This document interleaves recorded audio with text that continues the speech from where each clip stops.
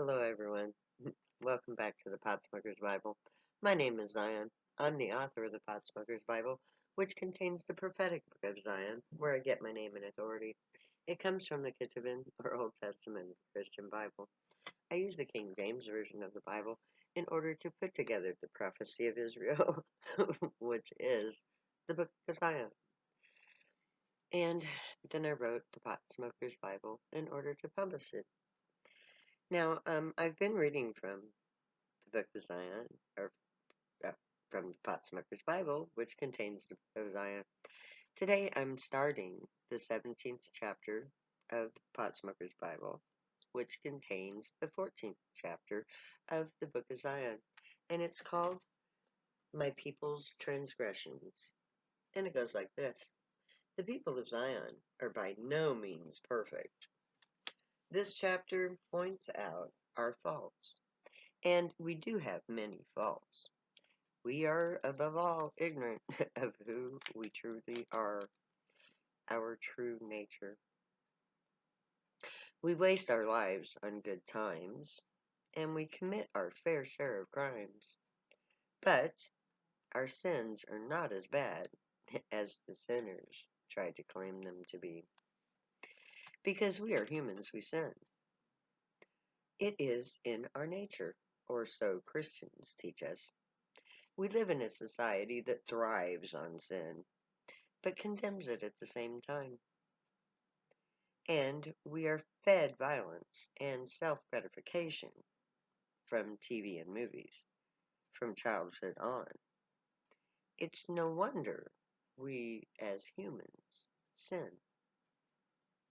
But Zionites are more than human, so our sinning is worse, because we innately know that sin is wrong. Our iniquity has been purged, so to sin is to sin. But we do it anyway. We were taught to do it, and we were forced to do it by society. We must overcome our human failings. And much of our true sin is either forced on us or forced out of us. Our lives are made to suck by society on purpose. Some of our poor steal to survive. Some do so from a sense of injustice or greed. But most of us in Zionite communities don't steal or sin at all. The ones who commit crimes do so because of circumstances, not because they want to, but because they have to survive. Gang violence is the worst sin of my people. Cartels are included in that, by the way. The killings of fellow Zionites is a horrific sin. The killing, but history tells us that gang violence related problems were inspired by police brutality. The unjust treatment of the black youth created the need for protection in numbers.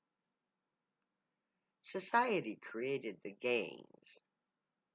Violence is the result, which must end. Gangs should protect the citizens, not kill each other. The cops are the true enemy.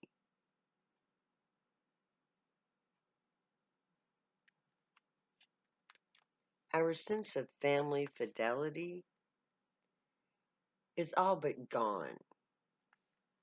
The destruction of the family unit through the foster care program has torn the families of Zion apart. There is no unity. Parents feel that it's okay to separate on any pretext, leaving our children vulnerable, easy prey to the cops and to the perverts. We must recreate family and make it a sacred trust. The war on drugs destroyed our family unit. Our parents must reunite in a communal way to provide unity to our children. Our future depends on our family. And to fix the family, we must first understand love. Love is the heart of the family unit. Without love, there is no unity. Without unity, there is no familial tie. Our modern marriages are not based on true love, but on perceived love. This perceived love doesn't last. We, as gray, are too honest to remain with the wrong person. So for the family, we must realize the truth of love. Just because we are attracted to a person does not mean that we love them. Love is deeper than physical attraction. Physical attraction is just not enough. Love is a biological part of nature. Always has been and always will be. Each of us has a love of their very own. Your soul mate. This mate is your energy wavelength opposite twin. You both have the same energy signature. When I asked for someone to love in prayer,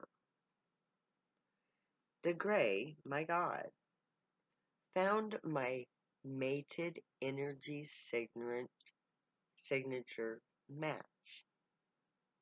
He was told, literally, that we have the same energy wavelength. He is my soul's energies mate. It's biological, not just physical. This is the reason there were arranged marriages in pre-flood times. The matchmaker found you your energy's mate. The matched frequency of the energy always tends towards unity. Desires and thought patterns are so similar that harmony is easier to achieve than disruption. All of the interactions are easy. There's no underlying discord of energy to disrupt compromise or communication.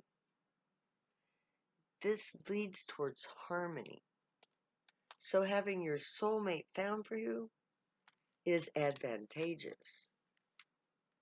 That doesn't mean that we have to have every date arranged for us and for our children. Our children will still play it loved, and so will we. But we should teach them to save childbirth for marriage. When they are ready to marry, the matchmaker can find the right mate for them, if needed. Society's concept of sex as a sin, a sinful act, has done so much damage to the human psyche. Rape stems from the idea of sinful sex. It becomes a weapon to punish, a means to dominate.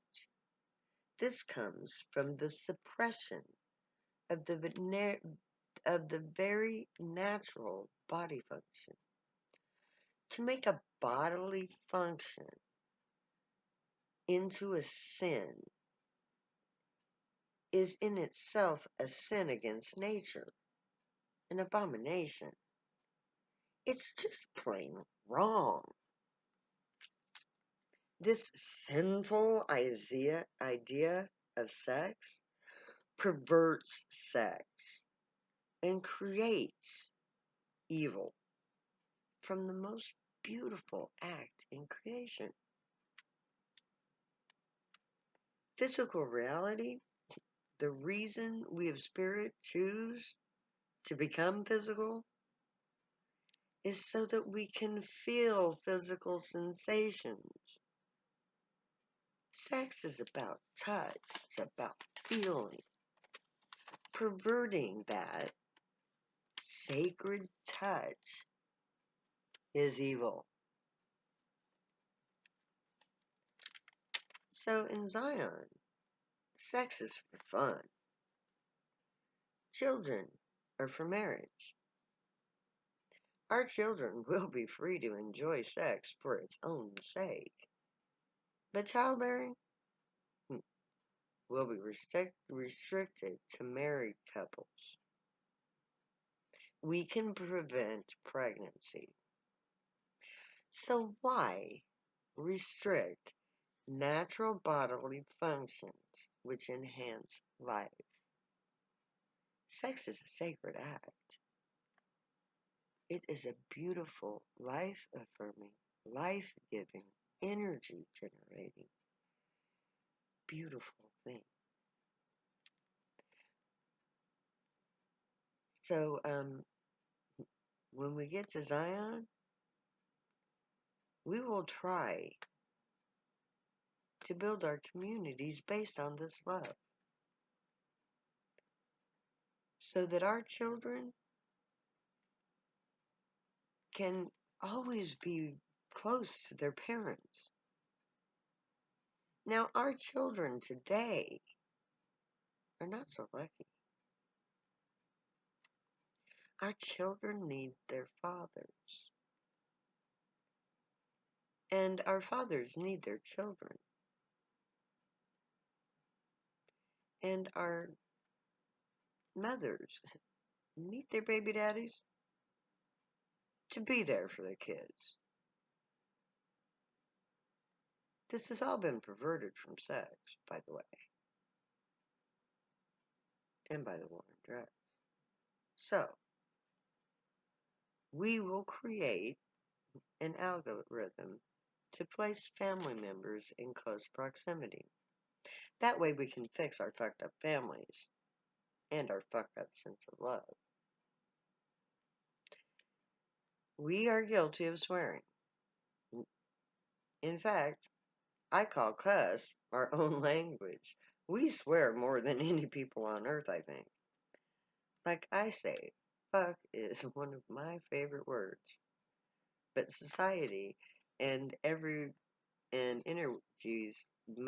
waves make swearing a bad form of communication, and we'll go on with that next time. So may the Great watch over you, guide you, protect you, and keep you from all harm. And may they teach you right from wrong. May you be worthy of them. May your thoughts, words, and deeds reflect truth, good, and light, the unicorn way. Find your joy and pursue it. Make that your guild. Stay happy and high. You have every right and reason to. Know I love you. I'll say it later now, 'cause I'll never say goodbye.